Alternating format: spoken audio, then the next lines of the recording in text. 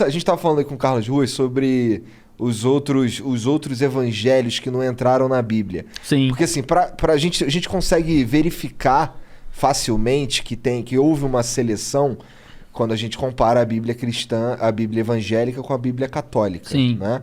Uma tem mais livros que a outra. A católica tem alguns livros a mais. Então. São os deuterocanônicos. Deutero é hebraico para outro, né? Para algo novo. Então é um novo cânon. É um cânonzinho a mais que eles adicionam ali. Mais um caninho.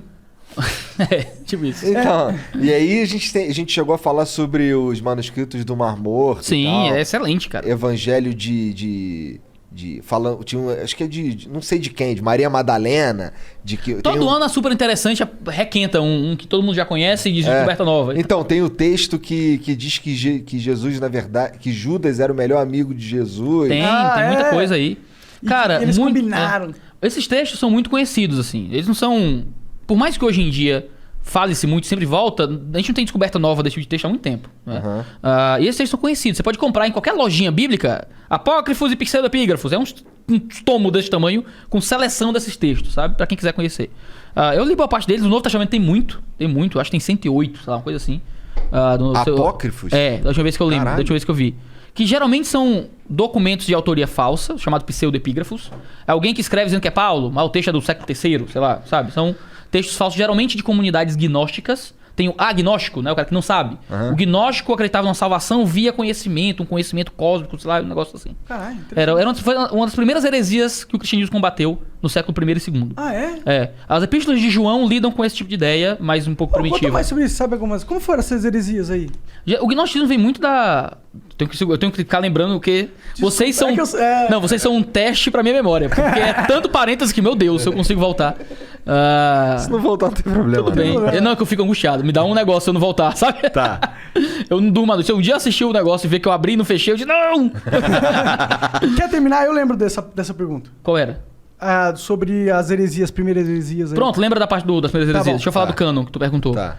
Então a gente pode procurar esses documentos e lê-los, né? A maioria deles foi escrito com falsa autoria, são textos gnósticos, coisas assim. Então, desses textos, muitos são jogados fora com muita tranquilidade. Agora, existem alguns textos que não entraram no cânon, que eles eram textos ligados à comunidade da igreja mesmo. O Didaquê, que era um ensino lá sobre batismos e tal. Você tem epístolas de Clemente, epístolas de Tertuliano, textos que surgiram naquele período, que a igreja interpretou como um ensino correto, uma carta boa, pode ser lida e aceita, mas ele não era ligado ao corpo apostólico e por isso não entrou no cânon do Novo Testamento. Não foram os apóstolos que escreveram ou pessoas diretamente ligadas aos apóstolos. Agora, existem documentos sim, que são fraudulentos. Registros de boas práticas da igreja. Tipo um pastor escrevendo cartas sobre Jesus e tudo bem, né? Agora, existem textos que são fraudulentos mesmo, né, como os pseudoepígrafos, né, e tal. Muitos desses evangelhos foram escritos por inimigos da igreja, por hereges. Então, Evangelho de Maria Madalena, Evangelho de Judas e tal, geralmente são falsificações feitas para tentar criticar o cristianismo e dizer coisas que não eram... E muitos são posteriores, não eram do tempo do Novo Testamento. Como são é que cartas a gente mais novas. comprova que são falsos, por exemplo? Sabe dizer? Primeiro pelo a antiguidade do manuscrito, se procura quando o manuscrito foi escrito, a maioria foi escrita muito modernamente. Tem manuscrito desse que é da Idade Média, brother, sabe? Tem coisa que finge que era daquele tempo e é atual. Muitos manuscritos são bem posteriores, terceiro século, segundo século, quarto século, quando o Novo Testamento foi todo escrito no primeiro século, né? Então é fácil perceber esse tipo de coisa. Aí você entra em outras questões, como falta de coerência interna e externa, é um texto truncado, mal escrito, não tem o estilo literário do texto do primeiro século, diz coisas completamente contrárias ao que está lá. Aí já é uma questão de fé mesmo, assim, de você rejeita porque não tem nada a ver com o texto. E não são textos conhecidos, porque eles só aceitaram textos de uso comum. Aí aparece um negócio que ninguém viu, não sei quantos anos depois, não, aqui ó, Jesus e Judas era o melhor amigo, hein? Então isso que parece mais alguém que tá tentando criar uma narrativa, uma fanfic. Uma fanfic pra tentar fofocar de Jesus. É o spin-off lá do Star Wars. Exato.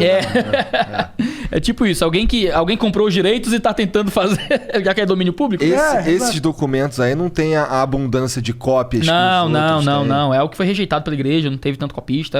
São documentos muito perdidos mesmo.